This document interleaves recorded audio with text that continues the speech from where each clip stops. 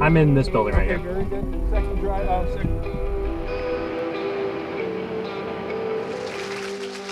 Who's in charge of educating our children? Is it the state? We've trusted in a system that's unconstitutional, first of all, and unbiblical, to train and educate our kids.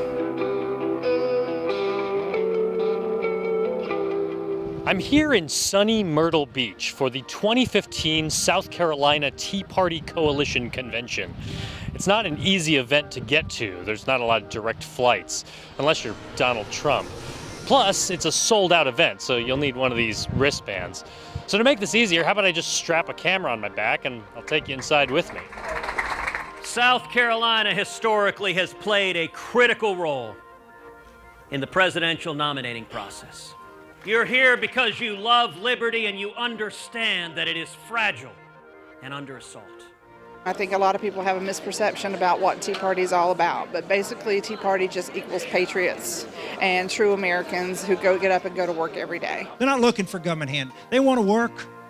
They want dignity. They want responsibility. They want to be able to provide for themselves and their families. I wouldn't say the Tea Party's always been treated properly by the media. I have to say that. Thank you very much.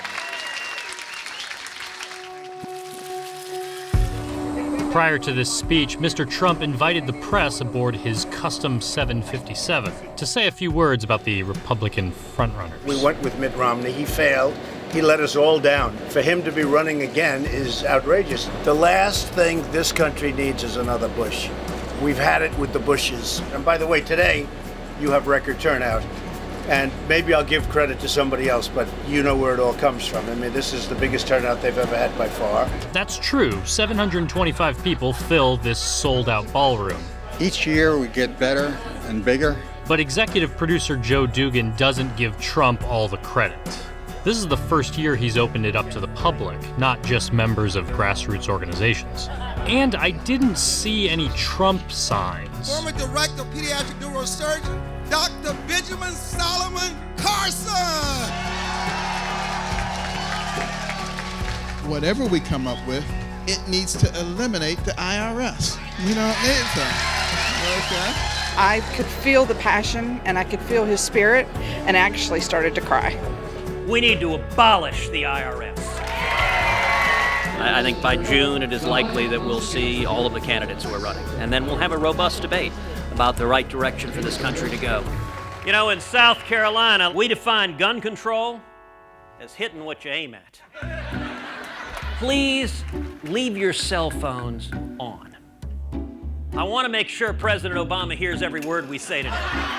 Senator Cruz had a lot of energy. He was difficult to film, moving all over the stage. Whereas Rick Santorum was a lot easier. Americans love a story. Greatest teacher, greatest leader in the world. Did he have line graphs and pie charts? No, he taught by parables. We have to start teaching by parables. Well, obviously, if I run, I hope we win, for sure. And he didn't share many specifics. It'd be hard for any American to disagree with statements like this. We're going to make America whole again. We have to start leading with a compelling vision. Not for America, but for you and for you and for you. But some things sound flat out wrong. There have been 3 studies done on what goes on inside of mosques.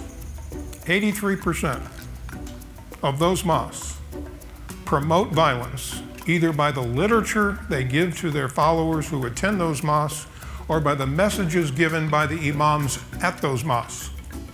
What you see there are Muslims praying in a major intersection in New York City on a Friday afternoon. This hoax is straight from the internet. That's actually the Muslim Day Parade, which is held annually on a Sunday. Can you imagine the traffic congestion that causes? The only people who ultimately can solve this problem are Muslims. Soft jihad, creeping Sharia. It could be sentiment like this that turned voters off to Tea Party candidates in the midterm election. But these folks are passionate. Recognize that freedom is not free. You have to work for it every single day. And this year's event was filled with training sessions focused on taking over the Republican Party at the state level and affecting legislation.